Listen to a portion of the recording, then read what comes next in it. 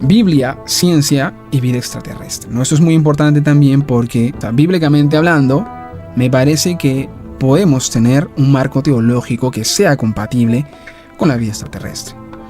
A nivel científico, me parece que es muy improbable de que exista vida extraterrestre. Muy, pero muy improbable. Y de hecho, ni siquiera tenemos los medios para poder observar con certeza de que exista vida extraterrestre. Eso es muy importante mencionarlo porque se especula demasiado o se sobreestima los avances tecnológicos que tenemos hasta aquí. Es muy difícil en realidad. Y de hecho, incluso dentro de las cosas que estaba viendo de Hugh Ross, es que es poco probable de que podamos llegar a otros planetas con la tecnología que tenemos actualmente. Vamos a sacar un video sobre eso reaccionando a las declaraciones del astrofísico Hugh Ross, que me ha parecido muy importantes para poder esclarecer todo este tema. Así que bueno, el debate prohibido: la Iglesia, Aristóteles y la omnipotencia divina, ¿no? Como punto número 1 en este aspecto, hablamos del conflicto inicial, ¿no? Aristóteles versus la omnipotencia. En la Edad Media la Iglesia seguía el modelo de Aristóteles, quien afirmaba que la Tierra era el centro y que no podían existir otros mundos porque la naturaleza aborrece el vacío. O sea, acá se mezclaba un tema científico, entre comillas, dado que no se podía demostrar, solamente eran conjeturas, ¿no? Entonces, no va a existir vacío. Básicamente esa era la propuesta. Luego 2. La condena de 1277 del obispo de París, Etienne Tempier, emitió una condena contra quienes dijeran que Dios no podía crear más mundos.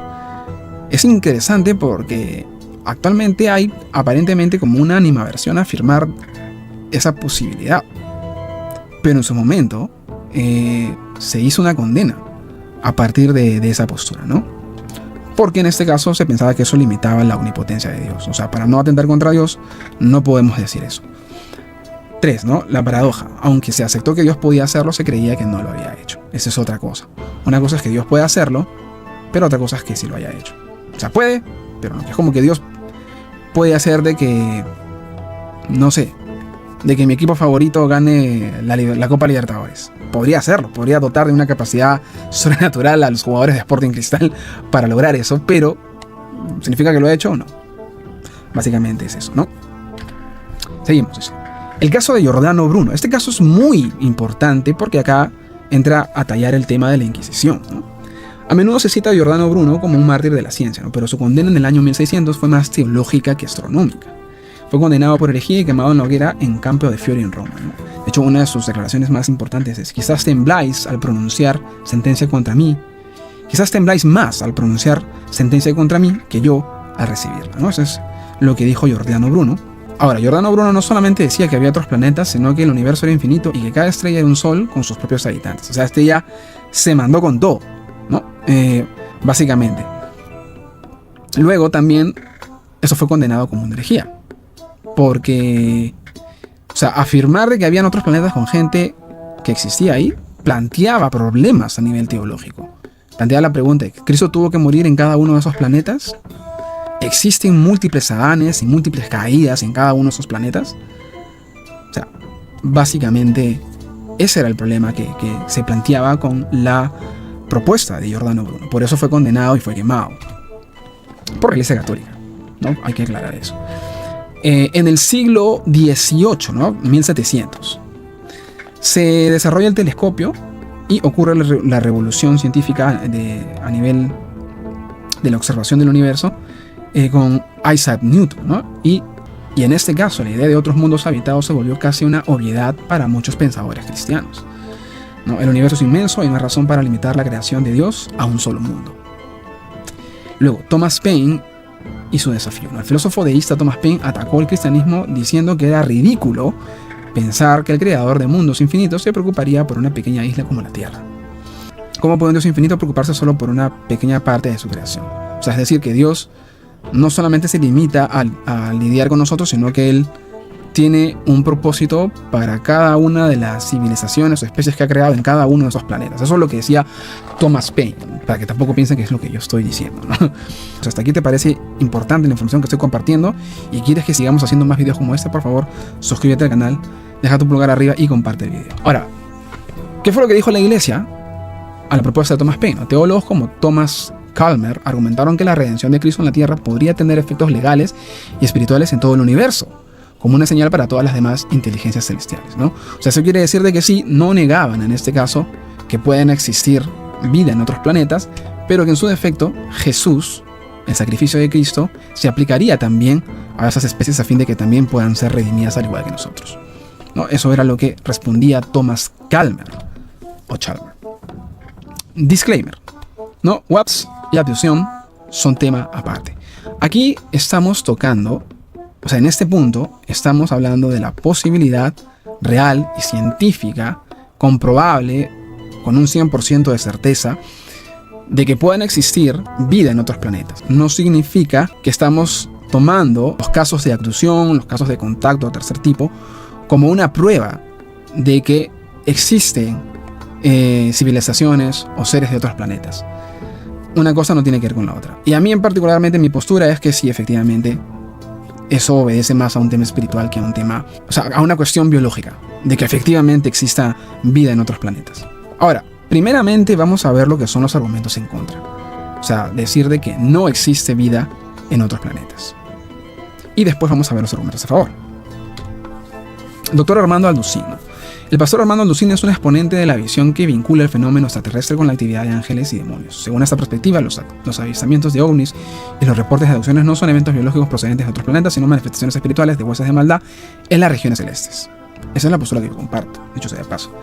La Biblia en el centro. No, Alducino argumenta que la Biblia presenta a la humanidad como el centro de interés divino y que el sacrificio de Cristo fue específicamente por los humanos. Es decir, el sacrificio de Cristo solamente es para nosotros y para nadie más.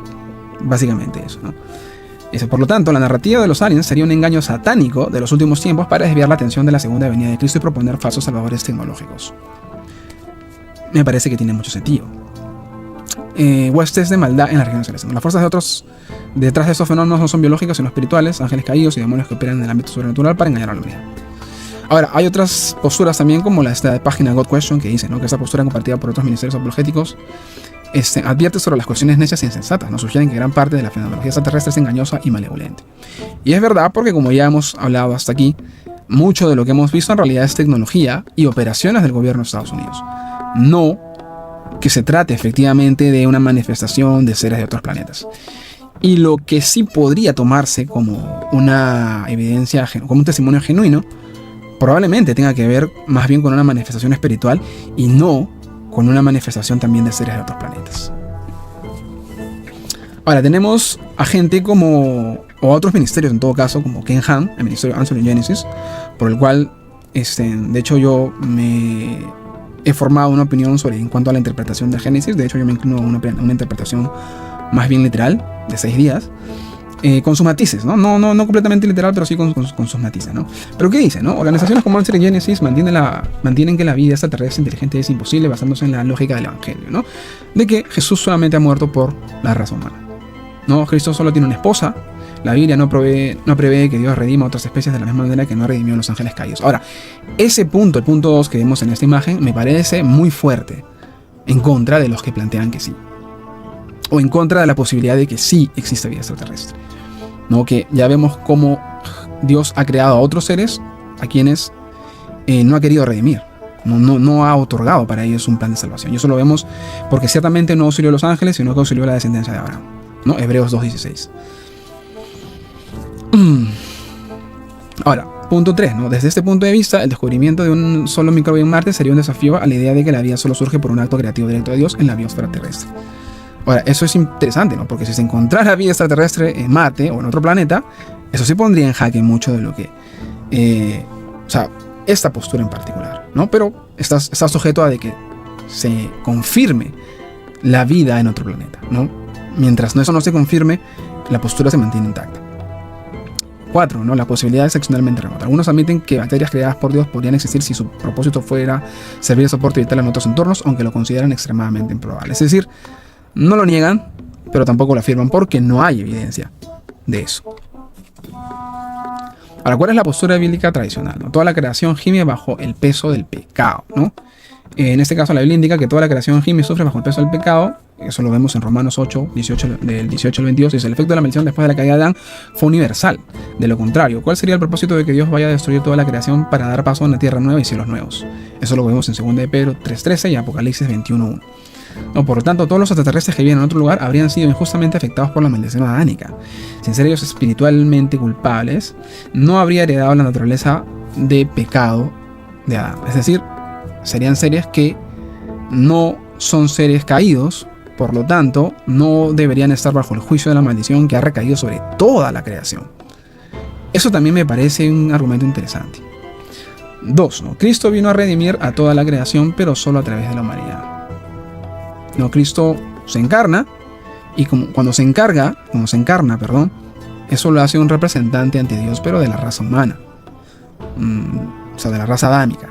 No necesariamente un representante de otras especies, de otras civilizaciones, ¿no? Cristo murió por los hijos de Adán, justamente como lo vemos en Isaías 53, 6, Mateo 20, 28 y 1 de Juan 2, en los versos 2, 4 y bueno, del 4 al 10, ¿no?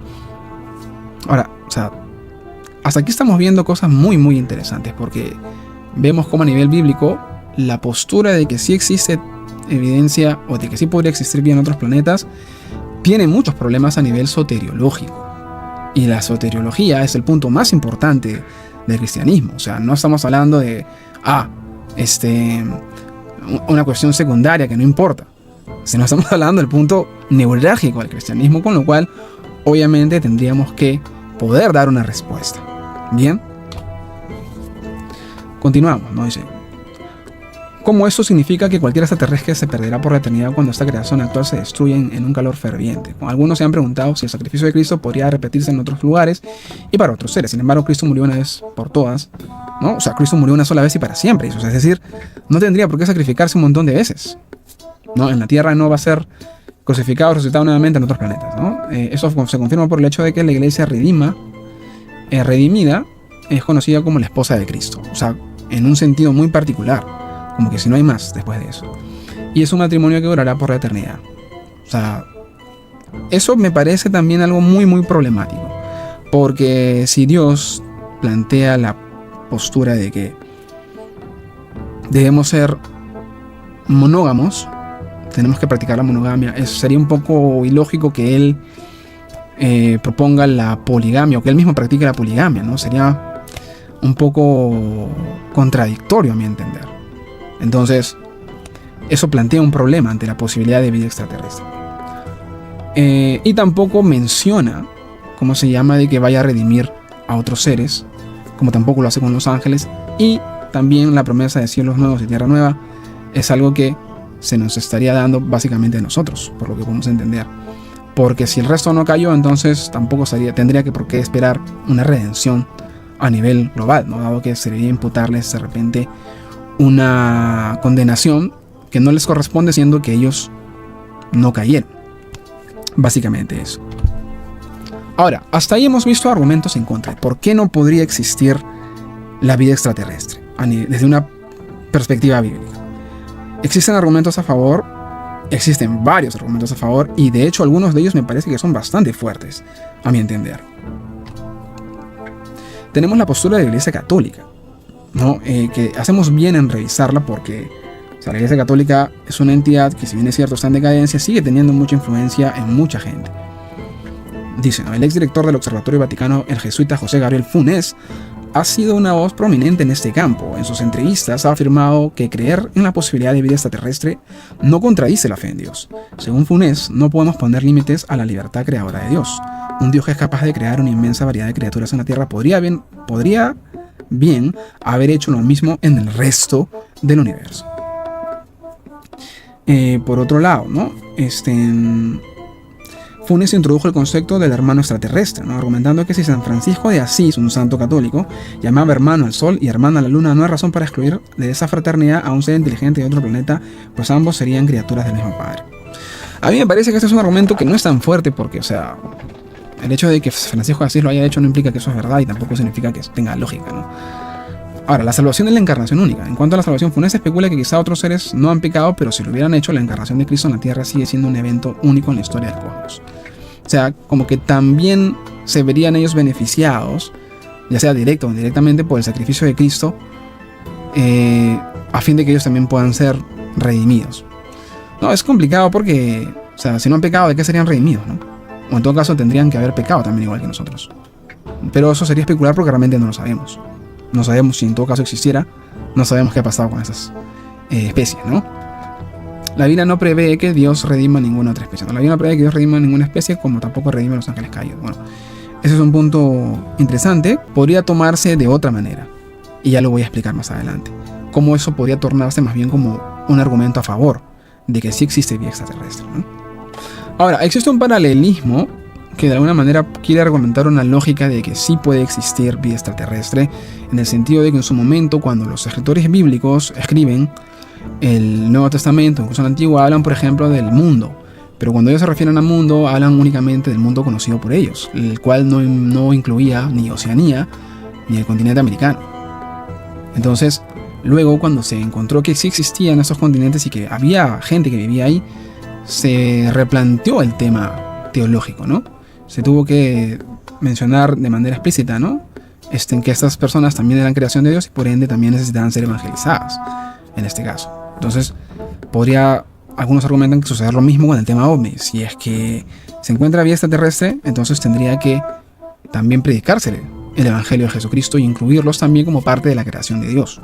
De hecho, yo no creo que si exista algún tipo de vida en el universo no sea de parte de Dios, porque de hecho Satanás y sus ángeles no pueden crear absolutamente nada más que distorsionar aquello que Dios sí ha creado.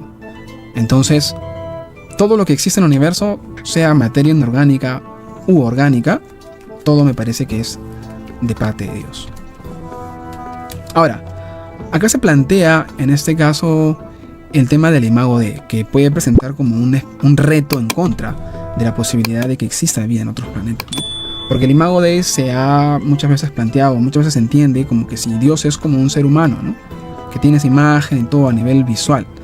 Pero muchos teólogos plantean que el imago Dei, la imagen de Dios, que el ser humano haya sido creado a imagen de Dios, básicamente sería como una manera de expresar la posición que el ser humano tiene en el planeta. De la misma manera en la que Dios es su creador y es el administrador, es el que sostiene la creación, es como que Dios haya puesto al ser humano en la creación como su representante, a fin de hacer justamente la misma tarea que Dios tiene, o sea, que la misma tarea que Dios hace para con el universo y todo lo que hay en él, que es la de administrar, la de crear, la de, en este caso, poner en orden todo, ¿no? Y para eso obviamente también lo dotó de conciencia, de carácter, y también, como se llama, dominio sobre toda la creación. Entonces es interesante también porque acá vemos la palabra, por ejemplo, en el Strong, que es la palabra en hebreo que se traduce al español como imagen, que tiene esa acepción que implica, ¿no? Aquello que sirve como modelo, como molde, como ejemplo de algo. O sea, y no tenemos la referencia puntual de que si esto implica algo normal, ético, físico o natural, ¿no? No tenemos esa certeza. Entonces no podemos dar por sentado que es según el pensamiento popular. De hecho, algunos versos bíblicos dan a entender que no sería así, porque vemos que Dios se manifiesta a muchos personajes del Antiguo Testamento, sobre todo, en una forma no antropomórfica. Entonces, eso implicaría que para poder tener la imagen de Dios, no es necesario tener la imagen de un ser humano, sino básicamente otras características que te hacen tener la imagen de Dios. Ahora, esta parte me parece sumamente interesante porque, bueno, yo me declaro fan de Lewis. De hecho, muchos de los proyectos que tengo en mente, Dios mediante, poder realizar, tienen que ver con el trabajo de Lewis. Él tiene seguramente algo que han escuchado ya, si es que están familiarizados con ese tema, que es la trilogía cósmica, que es una saga de 3 libros, por eso se llama trilogía, valga la redundancia, que la escribió incluso antes que las Crónicas de Narnia, ¿no? Y en este caso ya comenzaba a hacerse más conocido por esta obra, en el que él plantea lo siguiente, ¿no?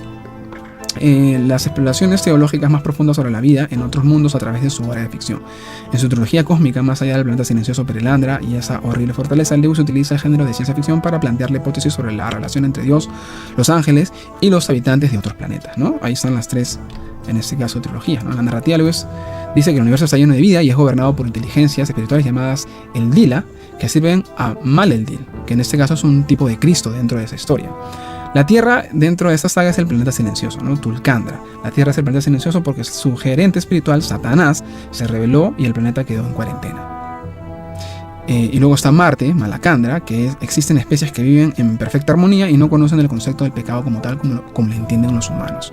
Porque esas son, en este caso, especies que no cayeron, no experimentan, en este caso, la degradación a nivel moral de la caída, ¿no? Luego tenemos a Venus, Perilandra, que se desarrolla una nueva historia de la creación donde Eva, de ese mundo, enfrenta la tentación, pero esta vez con la posibilidad de resistir gracias a la intervención de un humano redimido. No he leído la saga, voy a ser sincero, pero he podido investigar un poco de la temática de la misma y me ha parecido interesante, por eso he querido incluirla dentro de este estudio, ¿no? Lewis defendió que el descubrimiento de vida extraterrestre no debería aterrorizar al cristiano, sino recordarle la pequeñez de su propio provincialismo espiritual, ¿no? En el sentido de que somos una especie creada dentro de un planeta, dentro de las muchas que Dios habría podido crear debido a la inmensidad, en este caso, del universo, ¿no? Dice, la humanidad, los humanos pecadores seríamos una amenaza para ellos, transportando nuestro egoísmo y maldad a través del espacio, porque él denominó una forma de colonialismo espiritual. Cuando él habla de cuarentena, y esta parte a mí me parece quizá el argumento más fuerte, o no sé si más fuerte, pero más plausible, ¿no? El que tendría en este caso mayor lógica y sentido.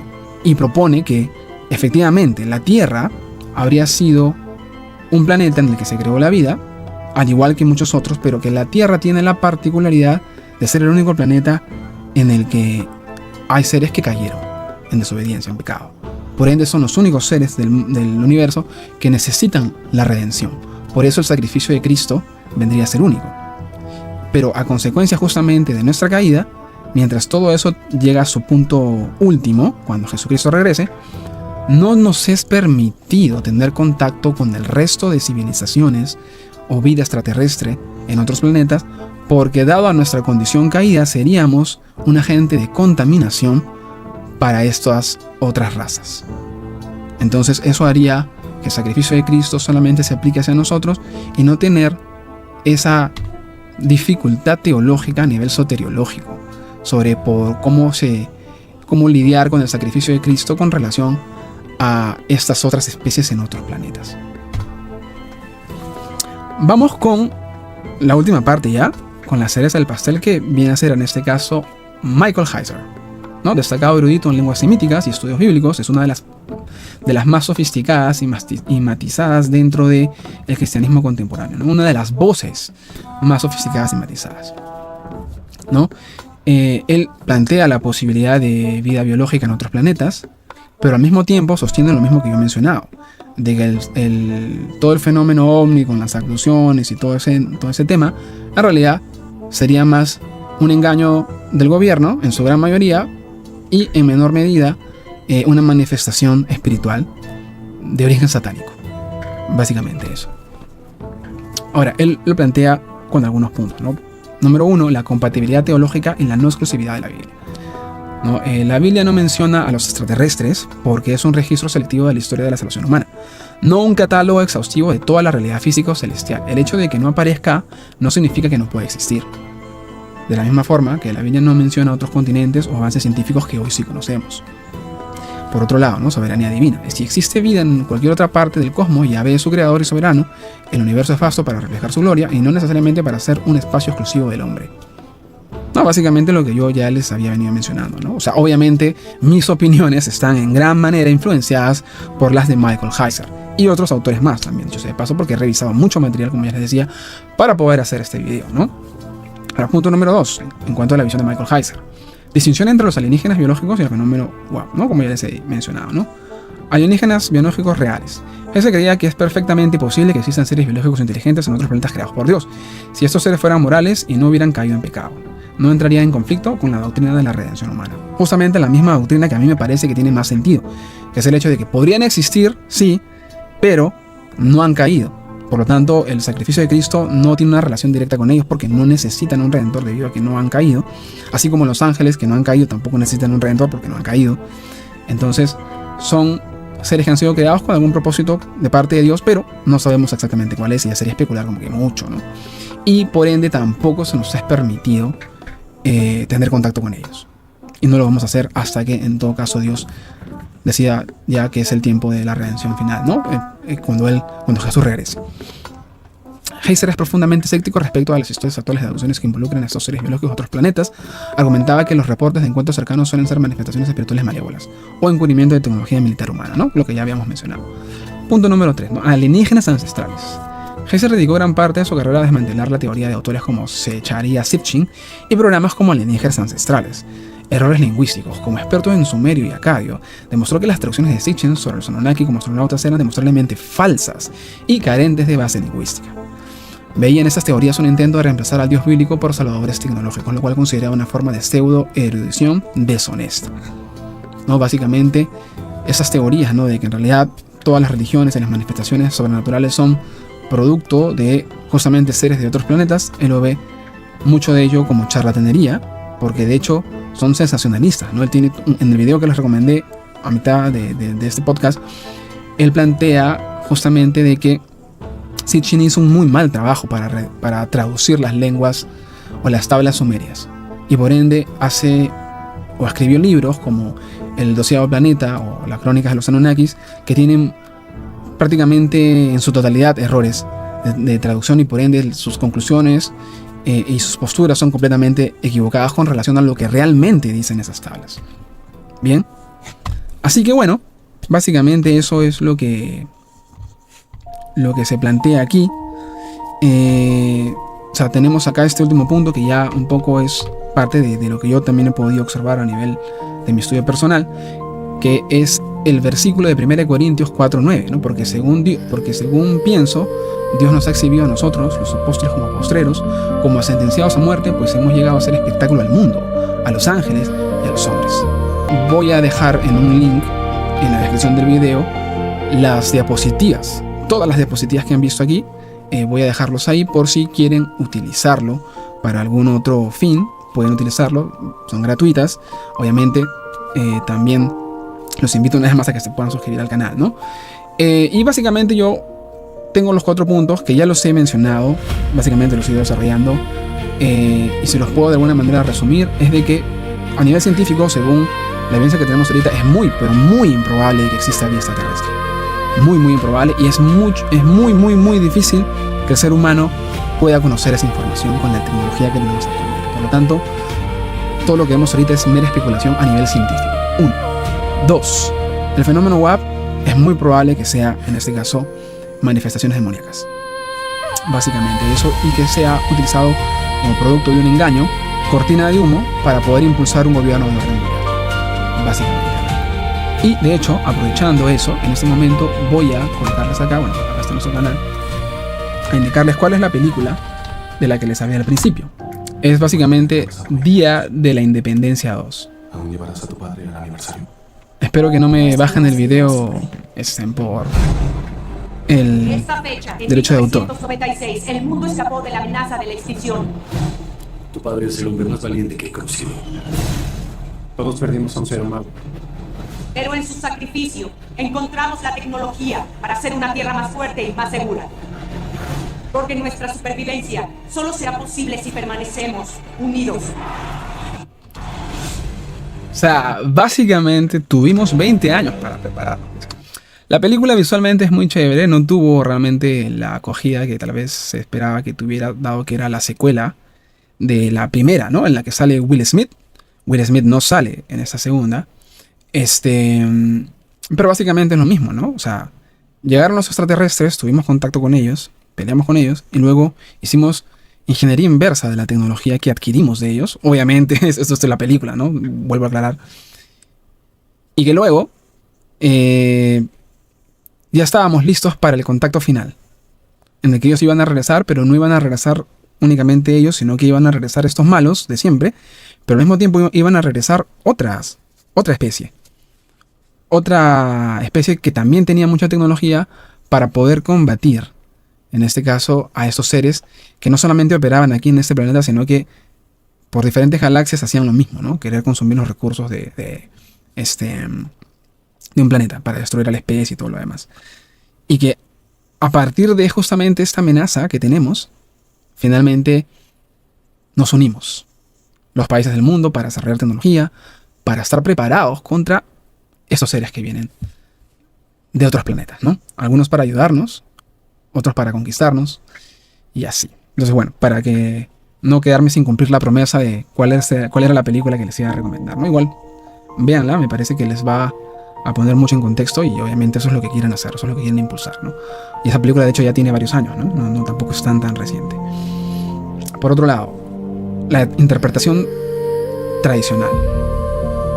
Me parece que es pertinente mantenernos en la interpretación tradicional. Actualmente no hay razón para creer que hay vida extraterrestre, más que tal vez algún tipo de lógica o postura plausible. Entonces, la postura tradicional me parece que es la más coherente, ¿no? De que somos los únicos con los que hay un plan de salvación por parte de Jesucristo. Que somos hijos de Dios, creados para tener una relación con Él y podamos ser reconciliados mediante la fe en Jesucristo. Reconociendo en este caso nuestro pecado, siendo conscientes de que hemos fallado en los 10 mandamientos, robar, mentir, y muchas otras cosas más, adulterar en mi corazón. Por ende tenemos una deuda con Dios y que esa deuda solamente puede ser saldada a través de la muerte, que es la paga del pecado. Y eso hace que solamente Jesucristo pueda hacer el verdadero sacrificio, nuestra verdadera oportunidad, nuestra única oportunidad para poder pagar nuestra deuda con Dios y ser reconciliados con Él, mediante la fe en el sacrificio de Cristo. Básicamente, en el momento que una persona hace eso, como hijo de Dios, el sacrificio de Cristo se hace efectivo y por ende va a ser reconciliado, ¿no? Básicamente es la interpretación. Hasta aquí te doy muchas gracias, ¿no? Por haberte tomado la molestia de escuchar este video. Si te parece que tiene información útil, compártelo con otras personas para que puedan tener argumentos, ¿no? Y que no estén preocupados sobre la posibilidad de que pueda existir tal vez vida extraterrestre, aunque valgan verdades, actualmente no existe realmente una evidencia de que apunta hacia eso, ¿no? Y por eso estamos tranquilos. Podemos informarnos sobre estos temas de manera objetiva, con un pensamiento crítico, a la luz de la Biblia, mientras que seguimos también buscando a Dios en nuestro día a día para que estas cosas no ocupen nuestra totalidad, sino que realmente podamos aprender a tener esa relación íntima con Dios y sobre todo a escuchar su voz. Ya lo saben, gente, yo soy Axel, este es el podcast Influyente y nos vemos en el próximo video.